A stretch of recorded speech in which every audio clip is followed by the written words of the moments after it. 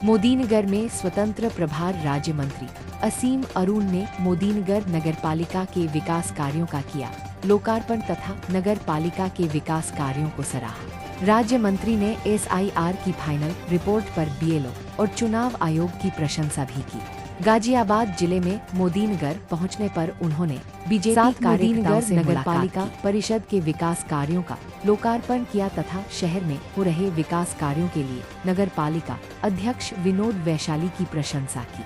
उन्होंने नगर पालिका द्वारा संचालित कान्हा गौशाला का भी निरीक्षण किया।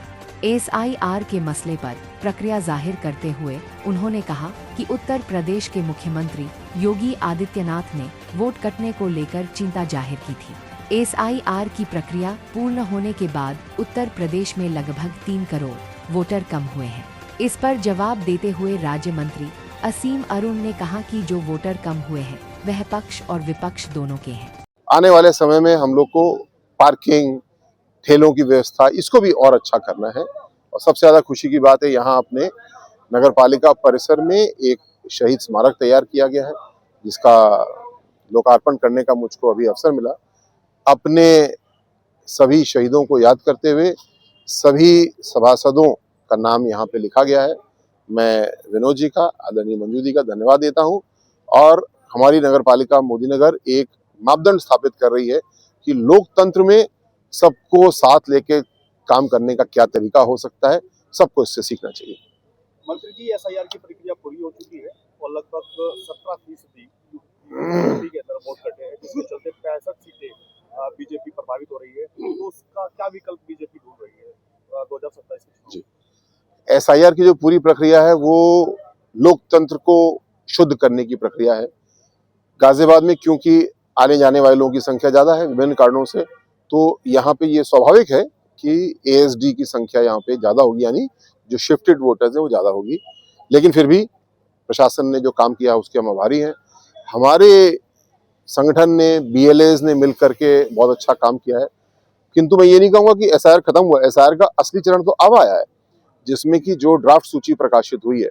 आपके माध्यम से सभी नागरिकों से अनुरोध करूंगा, ECI नेट ऐप अभी डाउनलोड करें, उस पर अपना नाम या वोटर आई कार्ड विवरण दें और स्वयं चेक करें कि आपका नाम आ गया कि नहीं।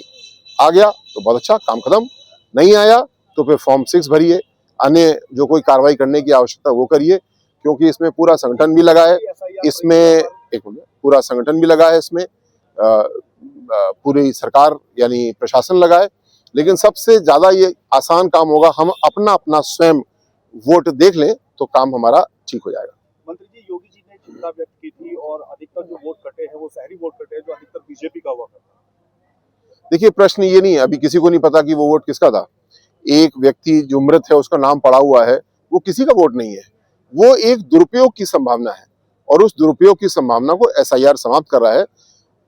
भाजपा चुनाव तो जीतती है, गाजियाबाद में तो भरपूर आशीर्वाद जनता का मिलता है, लेकिन जब गलत वोट हट जाएगा तो लोकतंत्र का सही प्रतिबिंब हमको मिलेगा, सही रिफ्लेक्शन मिलेगा कि ये वोट है, ये वोटर हैं और ये इनकी राय है। आइए, धन्यवाद, आइए फोटो जाए। बस जनसंख्या के आधार पर जिस तरह से वोट बैंक मतलब वोट बढ़ना चाहिए था, उसके विपरीत लगभग 3 करोड़ वोट कट गया है। ये एक आकलन है और अभी इसके ऊपर काम चल रहा है। जैसे मैंने कहा, अभी एसआईआर पूरा नहीं हुआ, अभी तो फॉर्म 6 का काम वाकई में शुरू होगा, जिसमें कि नए वोटर बढ़ेंगे और उसके आधार पे हम लोग तय कर पाएंगे। और ये एक एस्टिमेट है कि पॉपुलेशन का 60% 65% वोटर होना चाहिए, उसके आधार पे हम लोग कह रहे हैं इसको। पर मूल रूप से मैं समझता हूँ ये लोकतंत्र की बहुत बड़ी सफलता है कि वोटर लिस्ट की शुद्धता हम लोग कर पा रहे हैं। आज आप देखिए, पूरे दक्षिण एशिया में ऐसे कितने देश हैं जहाँ पे शांतिपूर्ण चुनाव होता है, सरकारें आती हैं जाती हैं, ऐसा नहीं हो पाता। अपने यहाँ ये बाबा साहब के दिए हुए संविधान की देन है। अपने चुनाव आयोग को मैं धन्यवाद दूंगा, पिछले दशकों से जो हमारे मुख्य चुनाव आयुक्त रहे उनको धन्यवाद दूंगा कि उन्होंने ऐसी व्यवस्था बनाई कि हमारी चुनाव की प्रक्रिया बहुत शुचितापूर्ण है और लगातार हम सब काम कर रहे हैं कि इसको और शुचितापूर्ण करेंगे। Thank you.